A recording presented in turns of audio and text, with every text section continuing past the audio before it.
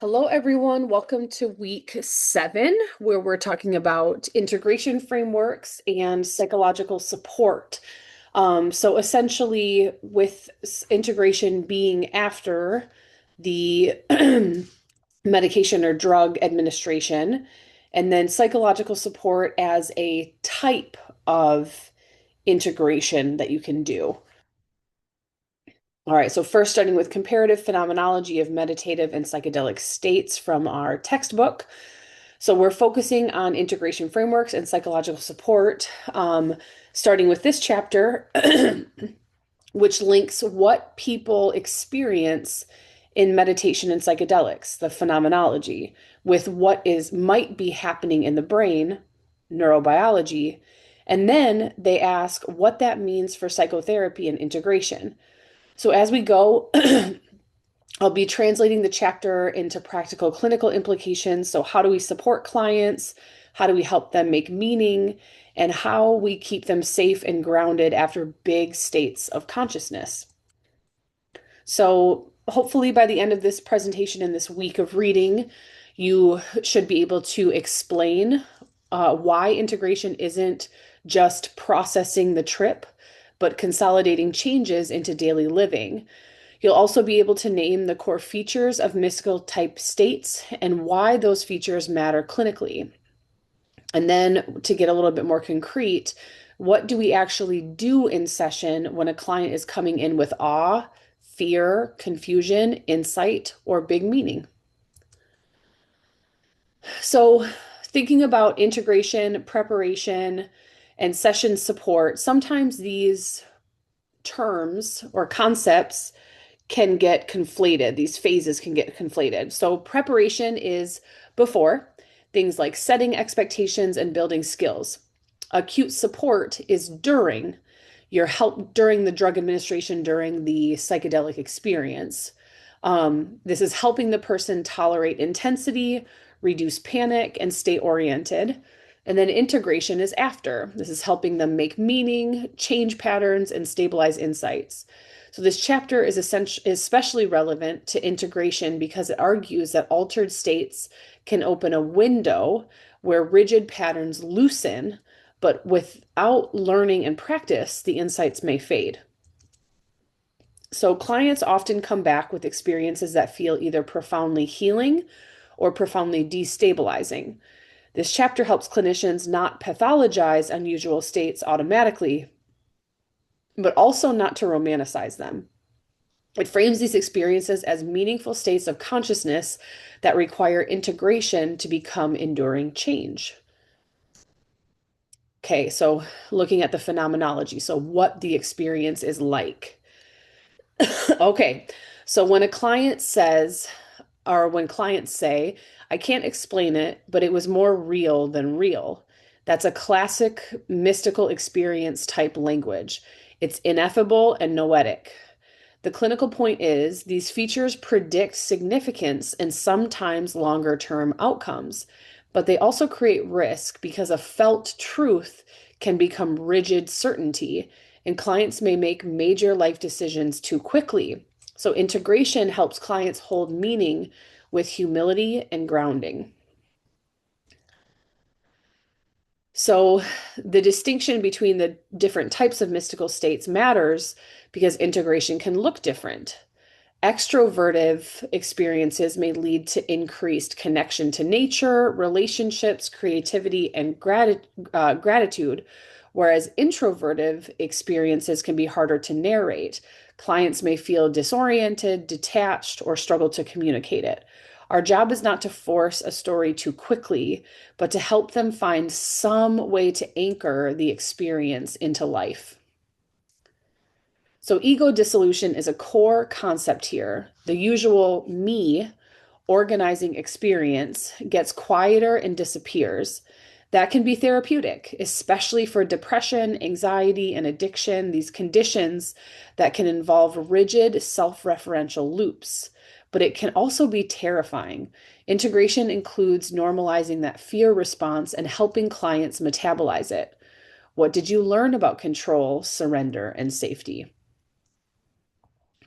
So this is where integration frameworks get practical. Clients who learn focused attention can ground. Clients who learn open awareness can watch emotions rather than fuse with them. Non-dual awareness language can help clients describe unity states without getting lost. Even if you're not teaching meditation, you can borrow the principles, stabilize attention, widen the field, and reduce reactivity. All right, so now looking at context sensitivity. So, why setting matters. So, the chapter repeatedly implies the same substance can lead to very different outcomes depending on psychological and environmental conditions. Clinically, that means we don't reduce experiences to the drug did it. Integration includes asking what was the context? What expectations were present? What supports existed? How did music, relationships, and safety shape the experience? It doesn't mean group is always better, but the chapter notes that group retreat formats may reduce anxiety for some and build social bonding. Clinically, for integration, you might explore, did the client feel held by community or isolated?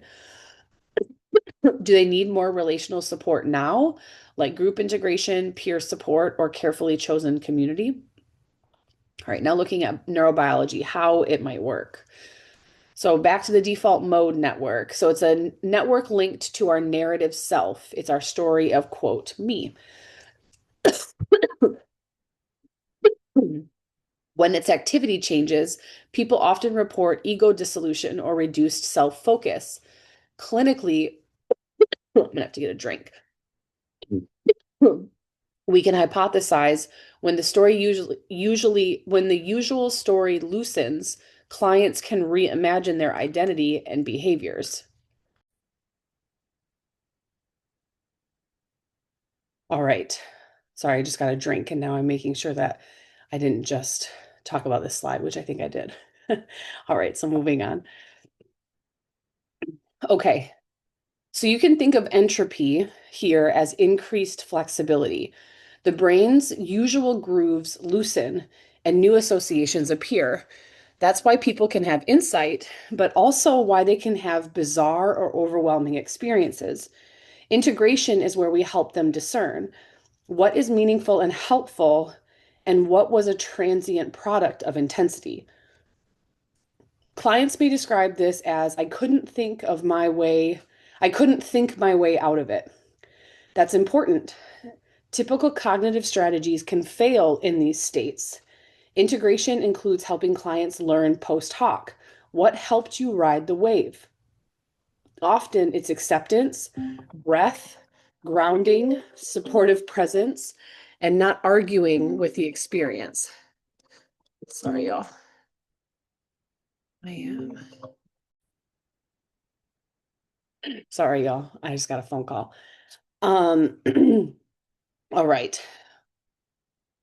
And then part D here. So the shared psychological mechanisms, how change happens.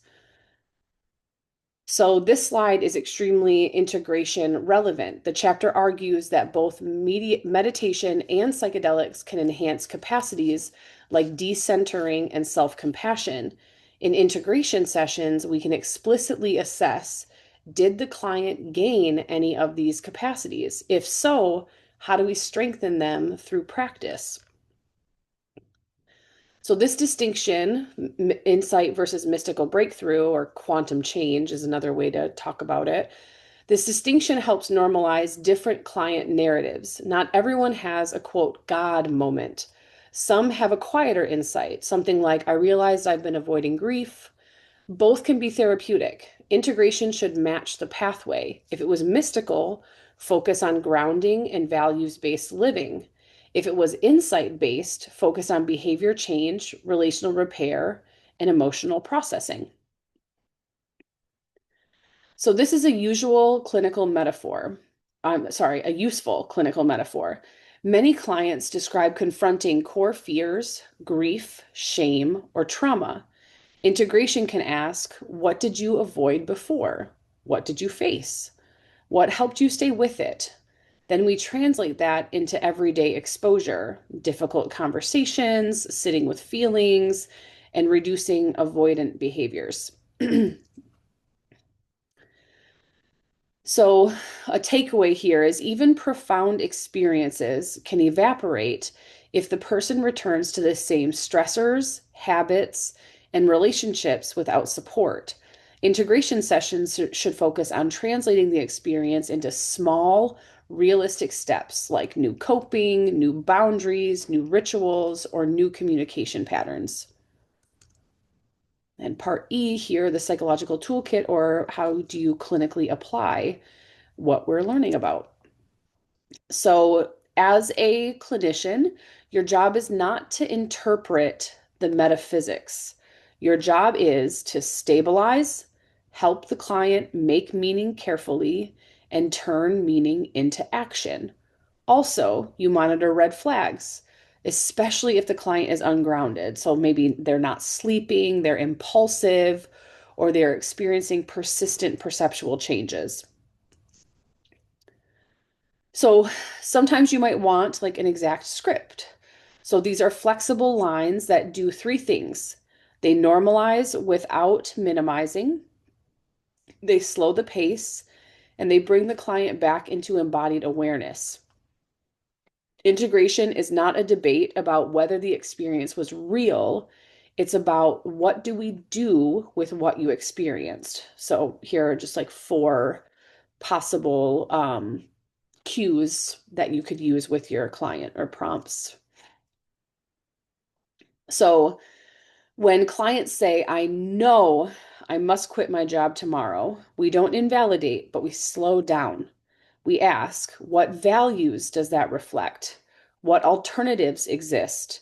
What would a paced experiment look like? This protects clients from impulsivity while respecting the depth of the experience. So, this is a framework for you.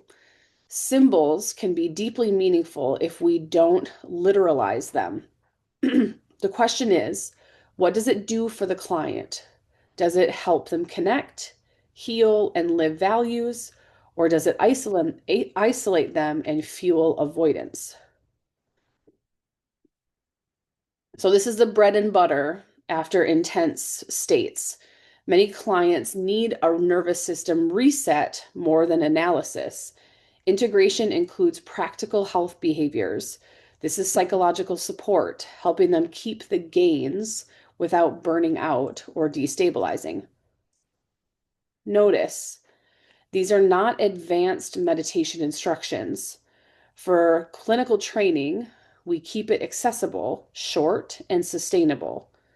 The point is stabilizing meta awareness and self compassion so the client can relate differently to thoughts and feelings.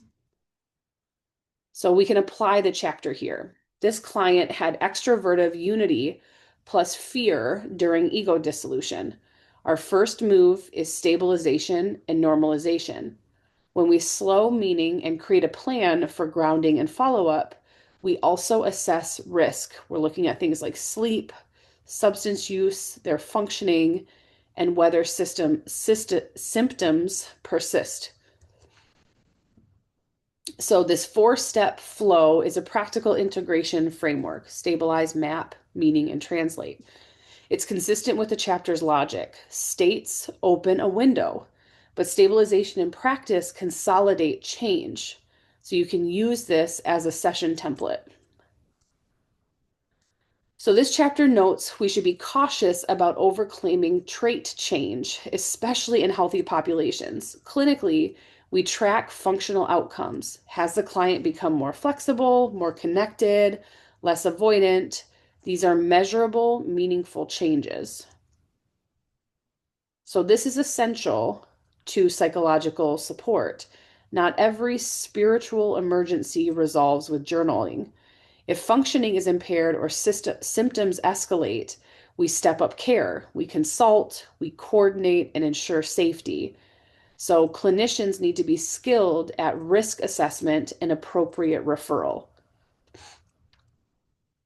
So this is a therapist stance I want you to internalize. We hold experiences respectfully and pragmatically. We keep clients safe and help them integrate into life, not chase the next peak state. So we validate, we avoid pathologizing, we avoid romanticizing, and then we anchor what we're trying to integrate in values, relationships, behavior, and nervous system regulation. All right, so this is the chapter's core integration claim. Without scaffolding, change fades. The therapist role is partly coach-like. You're helping clients practice new ways of relating to self, others, and emotions over time. All right, so our next chapter about the utility of psychedelics in the treatment of psychospiritual and existential distress in palliative care, so end of life distress. All right, so this chapter begins by reframing what suffering looks like at the end of life. Bosis argues that beyond physical pain, many patients experience what has been termed demoralization syndrome. It's a cluster of hopelessness, helplessness, and meaninglessness. He emphasized that existential distress is not simply depression, it includes fear of non being, collapse of identity, spiritual disorientation, and loss of future orientation. So we also see increased desire for hastened death when meaning collapses. This is clinically significant. The key shift in this chapter is moving from a purely biomedical model to a biopsychosocial spiritual model, which asserts that meaning making and transcendence are legitimate domains of care. For integration frameworks, this is foundational. Integration is not just about processing psychedelic content, it is about resituating the self within a meaningful existential frame. So Bosis draws heavily from Viktor Frankl and existential psychology. The argument is simple but profound. Humans can tolerate suffering, but not meaningless suffering. Research cited in the chapter shows that meaning-enhancing interventions reduce depression, anxiety, and a desire for a hastened death. This becomes important.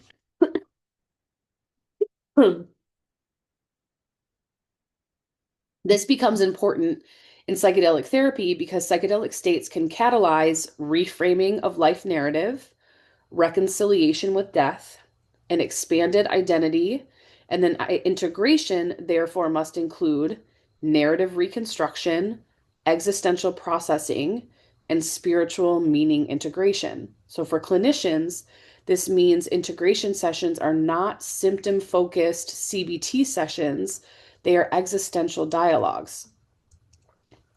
So Bosis reviews the mystical experience questionnaire domains originally developed by Pankey and refined in later research. The critical claim is that mystical experience mediates therapeutic outcome.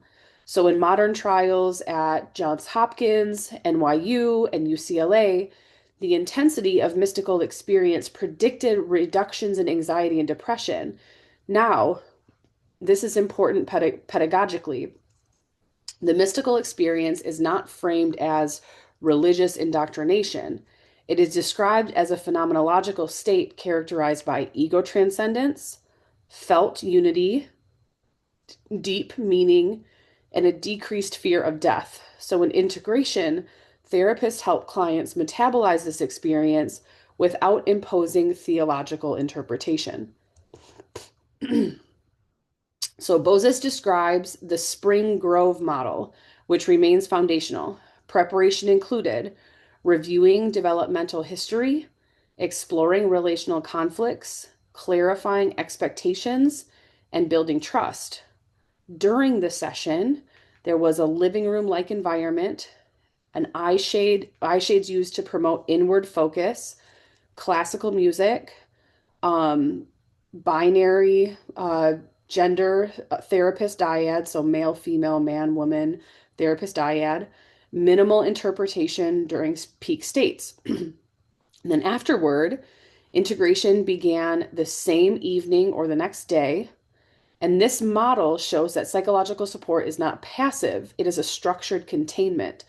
So for y'all, note the therapist is not directing content, they are regulating the field.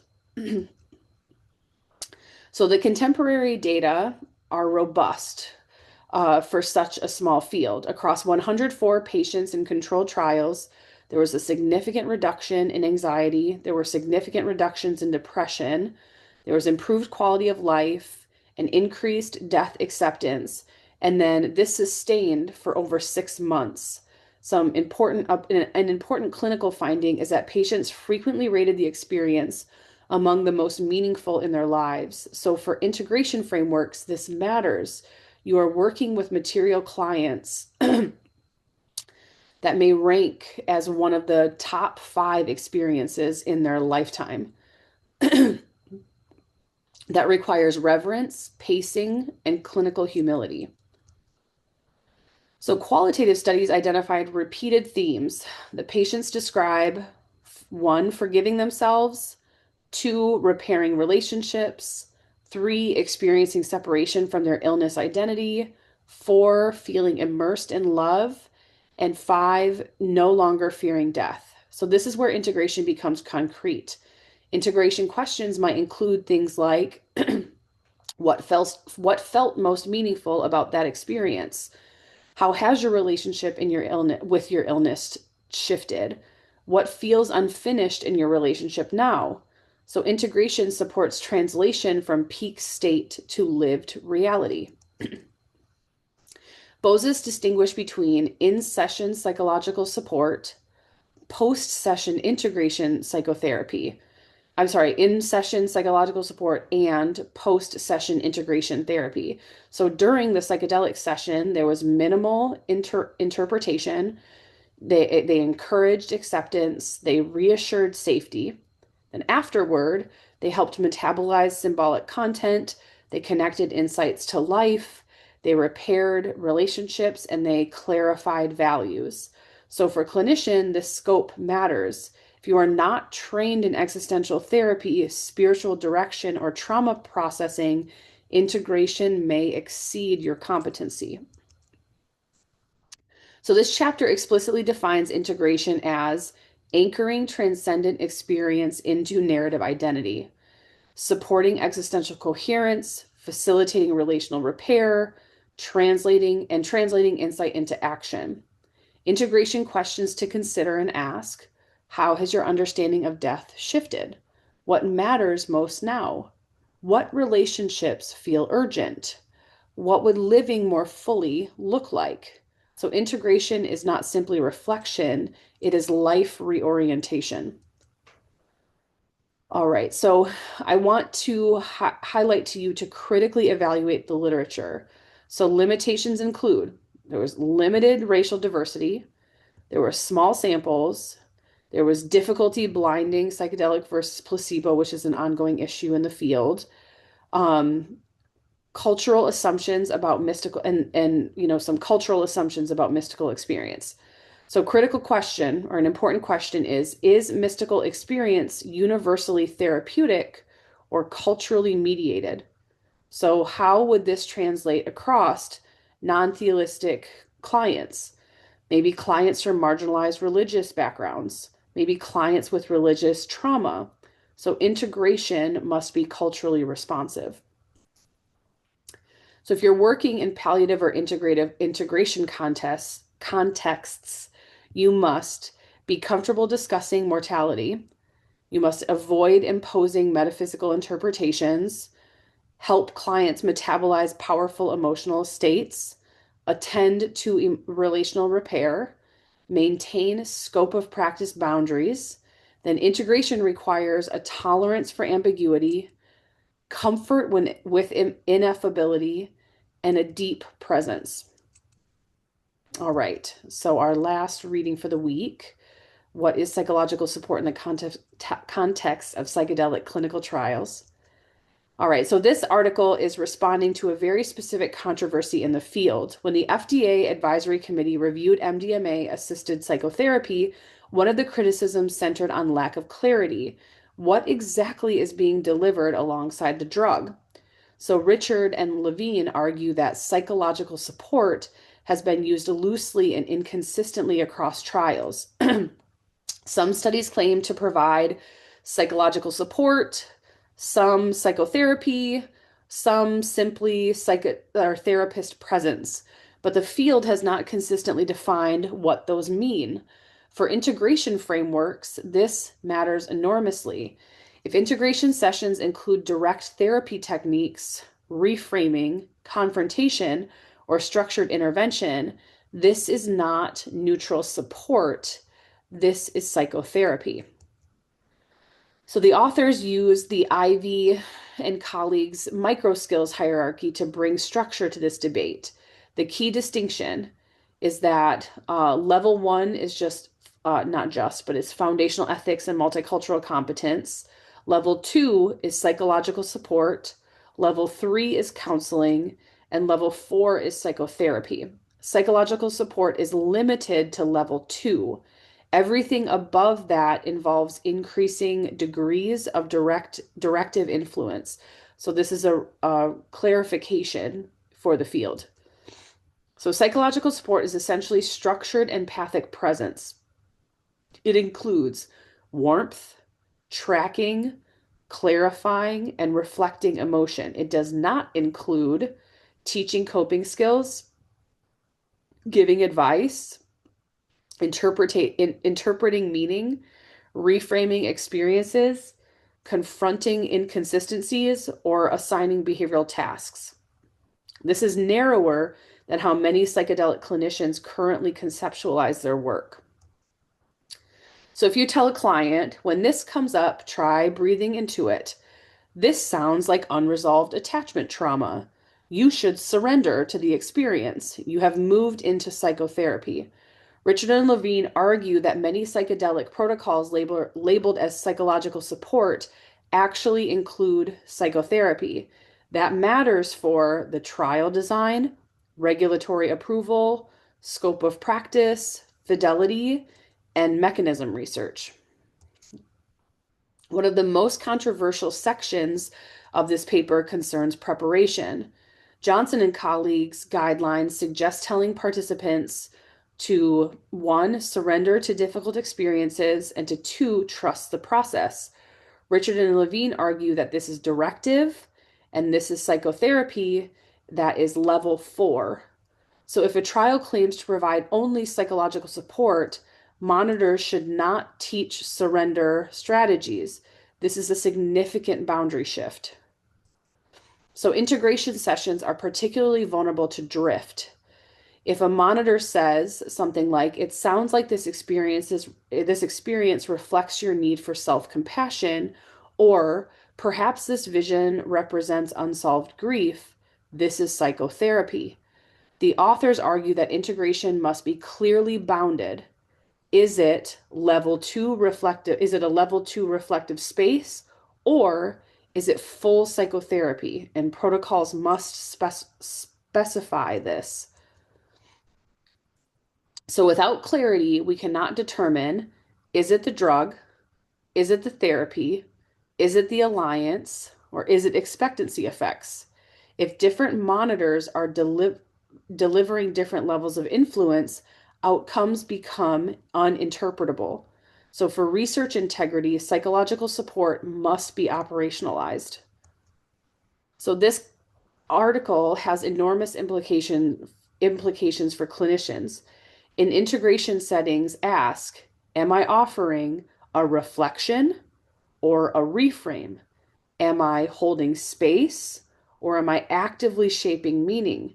Both are legitimate, but they are different and they require different training and ethical clarity. So for y'all, this is practical. If you design an integration program, you must define, what are we doing psychological support only? Are we doing ACT-based integration? Are we doing existential psychotherapy? Are we doing CBT? Ambiguity undermines rigor. So integration is not one thing. It includes biology, psychology, spiritual meaning. It also includes communication skills boundaries. All 3 readings converge on this point.